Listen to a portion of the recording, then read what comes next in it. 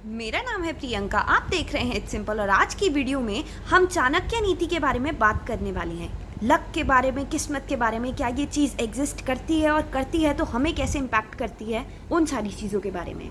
ठीक है, तो शुरू करते हैं। तो चाणक्य ने कहा था अस्महितस्य व्रतिर्न विद्यते, जिसका मतलब है कि ऐसा कोई भी इंसान जो फेट, डेस्टिनी, किस्मत, लक, सबका एक ही मतलब है, लक, फेट, किस्मत। तो उन्होंने कहा था कि ऐसा कोई भी इंसान जो इन सारी चीज़ों में बहुत ज़्यादा ही विश्वास रखता है और जो इंतज़ार करता रहता है इस चीज़ का कि लक उनकी हेल्प करेगा कुछ कर दिखाने में, कुछ करने में, पैसे कमाने में, तो ऐसा इंसान हमेशा इंतज़ार ही करता रह जाएगा, वो कभी कुछ भी नहीं कर पाएगा।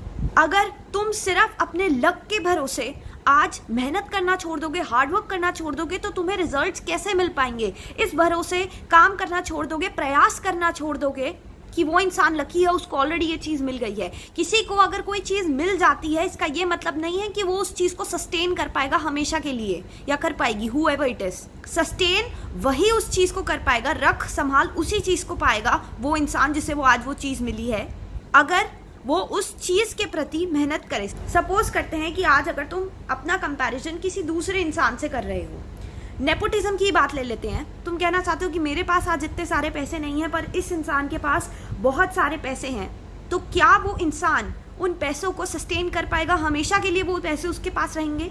नहीं, वो पैसे उसके पास तब तक रहेंगे जब तक वो उनका सही से इस्तेमाल करेगा और उन्हें सही जगहों पे इन्वेस्ट करेगा। अगर वो उनका गलत तरीके से उपयोग करेगा तो वो चीज़ जो उसके पास है, सपोज पैसे हैं, तो वो चीज़ उससे छिन जाएगी, चली जाएगी, क्योंकि चीज़ें उसी के पास रहती हैं जो उन चीज़ों की वैल्यू करता है, कदर करता है, जो उन चीज़ों के प्रति काम करता है। अगर तुम आज दूसरे इंसान को ये देख के कहो कि यार उसके पास तो सब कुछ है, हमें ये सब हासिल करने में सालों लग जाएंगे, हाँ हो सकता है सालों लग जाए, हो सकता है तुम्हें डबल मेहनत करनी पड़े, पर इसका ये मतलब नहीं है कि तुम हार मान जाओ और दूसरे को देख के ये सोच लो कि हम मेहनत ही नहीं करते क्योंकि हमें बहुत सारा टाइम लगेगा वो सारी चीज़ें हासिल करने में जो आज उसके पास हैं। ऐसा होता है, जितनी तेज़ी से इंसान कामयाबी की ओर बढ़ता है ना, इस वाले इंसान के बारे में बात कर रही हूँ मैं, जिसके पास सब कुछ है, उतनी ही तेज़ी से उसके गिरने का डर रहता है अगर वो उन चीज़ों को जो उसके पास है उन्हें सही से, उन चीज़ों का सही से उपयोग ना करे, इस्तेमाल ना करे। और ऐसे लोगों में जिनके पास ऑलरेडी सब कुछ होता है, इनसिक्योरिटी लेवल भी बहुत ज़्यादा होता है, बहुत ज़्यादा हाई होता है, तुम्हारे से भी ज़्यादा। उन्हें ज़्यादा डर लगता है हर चीज़ का।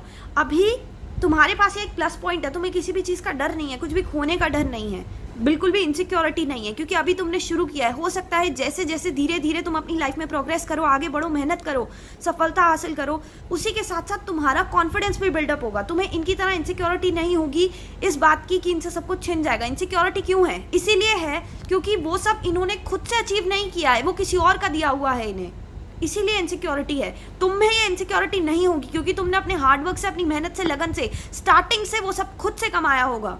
ये बात तुम्हें खुद से समझनी पड़ेगी कि लक ज़रूर, डेफिनेटली कुछ लोगों के पास एडवांटेज है, पर इसका ये बिल्कुल भी मतलब नहीं है कि हम हार मान जाएं, हम रुक जाएं, हम थम जाएं जहाँ पे भी हैं। हमें कोशिश करना छोड़ना नहीं है। करत करत अभ्यास के जड़मती होत सुजान, रसरी आवत जात के सिल पर परत निशान। एक रस्सी को पत्थर पे बार बार खींचने से, कुएं पुराने ज़माने में दिखाते थे ना, कुएं होते थे पानी के, उनमें से रस्सी को बार बार खींचते थे तो उस पत्थर पे निशान पड़ जाते थे। ये एक बहुत ही कॉमन एग्जाम्पल है। उसी तरीके से अगर एक मूर्ख इंसान भी निरंतर अभ्यास करता रहे, निरंतर प्रयास करता रहे, तो वो भी बुद्धिमान बन सकता है। और तुम तो अभी भी समझदार हो, तुम्हें अभी भी काफ़ी सारी ऐसी चीज़ें मिली हैं। कितने लोग हैं जिनके पास पढ़ाई करने को किताबें नहीं होती, कितने ऐसे लोग हैं जिनके पास अभी बेसिक फैसिलिटीज़ भी नहीं होती। तुम उनमें से एक हो जिन्हें ये बेसिक फैसिलिटीज़ तो मिली हैं एटलीस्ट। इंडिया की पॉपुलेशन देख लो, कितने ऐसे लोग हैं जिन्हें पढ़ने का मौका तक नहीं मिलता।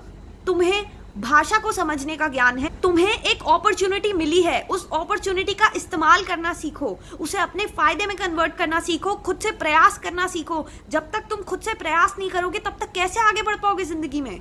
हर चीज़ में ये देखना कि उसके पास इतनी सारी चीज़ें हैं, हमें वो चीज़ें हासिल करने में टाइम लगेगा। हाँ लगेगा टाइम, सबको लगता है समय, डेफिनेटली। इसके पेरेंट्स की वजह से जो इसके पास जो भी चीज़ है, जिससे आज तुम अपनी आपको वेल्थ को हो सकता है कंपेयर कर रहे हो, उसके पेरेंट्स ने भी तो कभी ना कभी तो कहीं ना कहीं से स्टार्ट किया होगा हार्डवर्क करना। तुम ये देखो कि तुम जो आज हार्डवर्क करोगे उसका फ़ायदा तुम्हारे आगे आने वाली जनरेशन्स को भी होगा। पर इसका ये मतलब बिल्कुल नहीं होना चाहिए कि जो भी नया इंसान आता है, जो भी न्यू जनरेशन आती है, वो खुद से मेहनत करना छोड़ दे, लक के भरोसे बैठे रहें और जो उनके पास है उसी में खुश रहें। नहीं, तुम्हें काम करना बंद नहीं करना है, तुम्हें पढ़ाई करनी, चीज़ों को समझना, खुद से 2 पैसे कमाने की चाह, कुछ कर दिखाने की चाह, लोगों के लिए, पूरी दुनिया के लिए कुछ अच्छा करने की चाह ज़रूर होनी चाहिए। At the end of the day फर्क इस बात से नहीं पड़ता कि इस इंसान ने कितने पैसे कमाए और ये मर गया, फर्क इस बात से पड़ता है कि इस इंसान ने क्या कर दिखाया जिसकी वजह से आज पूरी दुनिया उसे याद करती है। कोई एक ऐसा बिलियनियर जिसके पास बहुत पैसे थे जो मर गया, उसका भी उतना ही नाम है, प्लस कोई एक ऐसा इंसान जिसने ट्यूबलाइट बनाई, बल्ब बनाया, या जिसने बहुत ही ऐसे यूजफुल चीज़ें बनाई, उसका भी उतना ही नाम है। पर याद सबसे ज़्यादा उसी इंसान को किया जाता है जिसने पूरी ह्यूमैनिटी की लाइफ को और अच्छा बना दिया। अब लाइट बल्ब किसने बनाया, इस पे भी अलग बहुत सारी कंट्रोवर्सीज हैं जो बचपन से हमें पढ़ाया जा रहा है, जिसका नाम मैं किसी का भी यहाँ पे नाम नहीं लूँगी। उसमें कह रहे हैं उसने नहीं बनाई, कोई कह रहा है किसी ने बनाई है, कोई कह रहा है उसकी टीम ने बनाई है, कोई कहता है उससे पहले भी बनी हुई है। ये पॉइंट नहीं है इस कॉन्वर्सेशन का, इसको कॉन्ट्रोवर्शियल नहीं करना है इस वीडियो को कि किसने बनाया है लाइट बल्ब। पॉइंट ये है कि तुम अपनी तरफ से क्या कंट्रीब्यूट कर सकते हो सबके लिए, सबके गुडविल के लिए, सबकी भलाई के लिए।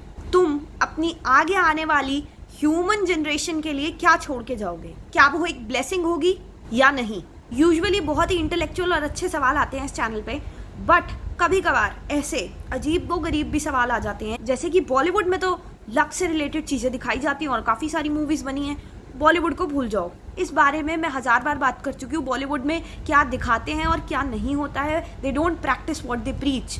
बेसिक किसी भी, मैं किसी यहाँ पे नेपोटिज्म की बात नहीं कर रही, नॉर्मल इंसान की बात नहीं कर रही, कोई भी मूवी उठा लो, कोई भी, किसी भी इंसान ने बनाई हो, आउटसाइडर ने बनाई हो, इनसाइडर ने बनाई हो, हर मूवी से पहले दिखाएंगे smoking kills, no smoking. Movie में क्या हो रहा है? हीरो स्मोक कर रहा है। यहाँ पे नेपोटिज्म की बात ही नहीं है, यहाँ पे आउटसाइडर इनसाइडर की बात ही नहीं है, यहाँ पे हिपोक्रेसी की बात हो रही है। They don't practice what they preach, बात खत्म।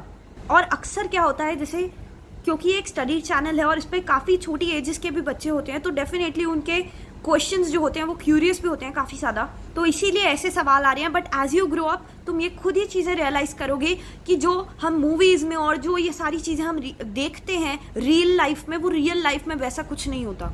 और डेफिनेटली ये सारी चीज़ें तुम्हें सब समझ आने लग जाएंगी जब तुम थोड़ी सी ज़्यादा नॉलेज गेन करोगे।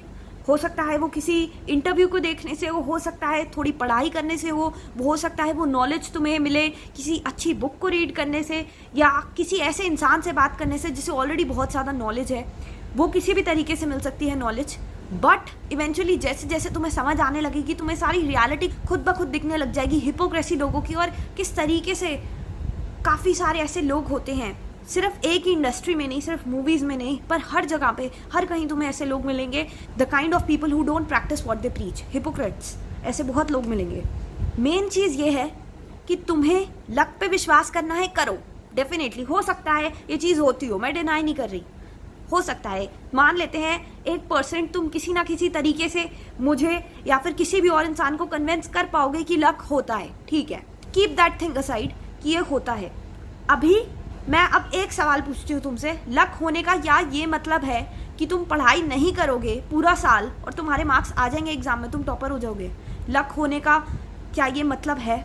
सच्चा सच्चा जवाब देना इसका। ये मतलब नहीं है ना। अगर कोई बच्चा कुछ भी नहीं पढ़ता, ABCD भी नहीं पढ़ता, कुछ भी नहीं पढ़ के जाता, अब तुम कहोगे QMR में तो दिखाते हैं तुक्के मार दिए, और वो कौन सी मूवी थी, ऐसे ऐसे पता नहीं तुक्के मार दिए MCQs में और वो बच्चा टॉप कर गया।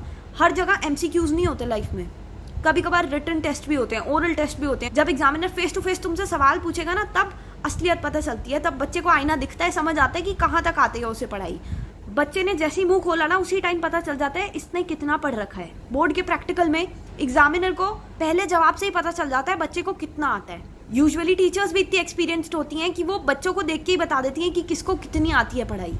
अगेन वो इसीलिए बता पाती हैं क्योंकि उनके दिमाग में ये एक पर्सपेक्टिव हो जाता है, एक पॉइंट ऑफ व्यू हो जाता है कि यार ये बच्चा टॉपर है, ये बच्चा एवरेज है, ये बच्चा वैसा है। पर इसका ये मतलब नहीं है कि वो बच्चा एवरेज है, वो बच्चा कम पढ़ता है, वो बच्चे भी पढ़ सकते हैं, वो बच्चे भी टॉपर बन सकते हैं। एक टॉपर कौन होता है? जिसके मार्क्स बहुत अच्छे आ गए। टॉपर कौन होता है? क्या उसका लक ने साथ दिया होता है? एक टॉपर वो होता है जो ज़्यादा पढ़ाई करता है, जिसको ज़्यादा सवालों के जवाब पता होते हैं, वो होता है टॉपर। तुम एवरेज बच्चा उसे कह रहे हो जिसने ज़्यादा पढ़ाई नहीं करी, या फिर उसने पढ़ाई बहुत करी पर वो क्वेश्चंस एग्जाम में नहीं आए जो उसने पढ़े थे, राइट? वो बच्चा एवरेज में चला जाएगा। हालांकि हो सकता है वो टॉपर से भी ज़्यादा इंटेलिजेंट हो, इंटेलेक्चुअल लेवल पे बातें करने के तरीके से, किसी भी तरीके से, पर बच्चों को डिफ्रेंशिएट कर दिया जाता है, उन्हें बांट दिया जाता है ग्रुप्स में कि एवरेज है, टॉपर है, ये ऐसा है, वे वैसा है। इस साइकिल को ब्रेक करना है ना, इस लेबलिंग को ब्रेक करना है ना जो तुम्हारे ऊपर लगी है, तो इसका सिर्फ और सिर्फ एक ही सॉल्यूशन है, और वो लक के थ्रू नहीं है, वो है हार्डवर्क के थ्रू, तुम्हारी मेहनत के थ्रू, तुम्हारे खुद के एफर्ट्स के थ्रू। इस लेबलिंग को ब्रेक करने का सिर्फ और सिर्फ एक यही तरीका है, तुम्हें मेहनत करनी पड़ेगी, सिर्फ लक और किस्मत के भरोसे नहीं जीना है, खुद से काम करना है, खुद से हार्डवर्क करना है, खुद से एफर्ट्स करने हैं, तब जाके कहीं तुम वो अचीव कर पाओगे जो तुम करना चाहते हो, ठीक है? तो भले ही तुम लक में मानते हो, तुम लक में नहीं मानते हो, उससे कोई फर्क नहीं पड़ता। फर्क इस बात से पड़ता है कि क्या तुम आज मेहनत कर रहे हो अपने ड्रीम गोल को अचीव करने के लिए या नहीं। फर्क इस बात से पड़ता है कि तुम कितना हार्डवर्क कर रहे हो। फर्क इस बात से पड़ता है कि तुम्हारे साथ जो 1.5 लाख बच्चे, जो 1.5 लाख पॉपुलेशन और है तुम्हारे साथ जो एंट्रेंस को देने के लिए तैयार बैठी है, उन सब में से सबसे ज्यादा मेहनत किसने की। फर्क इस बात से पड़ता है, क्या तुमने वो सबसे ज्यादा मेहनत की कि तुम उस एंट्रेंस को क्रैक कर पाओ, कि उस लिस्ट में, फाइनल कट ऑफ की लिस्ट में तुम्हारा नाम आ पाए।